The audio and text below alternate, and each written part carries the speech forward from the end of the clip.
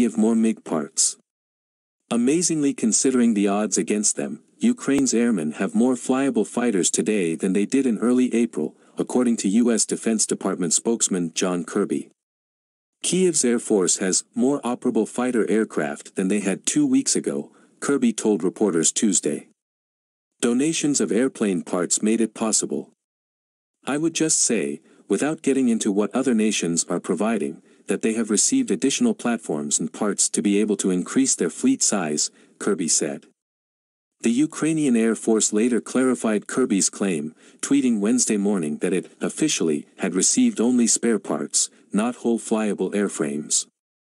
The Pentagon Wednesday afternoon confirmed that, yes, the Ukrainians strictly have gotten spares. The governments of Bulgaria, Poland, and Slovakia weeks ago all signaled some degree of willingness to transfer to Ukraine old MiG-29s or spares for the same. Despite some diplomatic doublespeak, likely meant to insulate the countries from Russian retaliation, it seems some or all of the three possible donors handed over airframes or parts. The big question is just what condition Kyiv's air arm was in as the fresh jets arrived.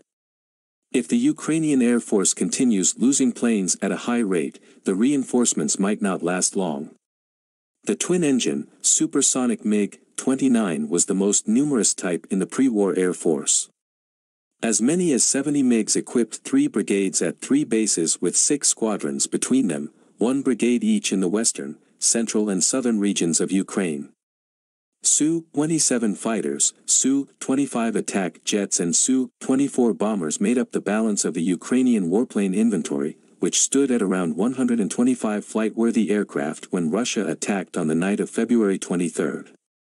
Setting up at small airfields or even roadways, mostly if not entirely west of the Dnieper River, Kyiv squadrons survived the initial Russian air raids and rocket barrages. Ukrainian pilots quickly flew into action, tangling with Russian jets and bombing Russian formations on the ground.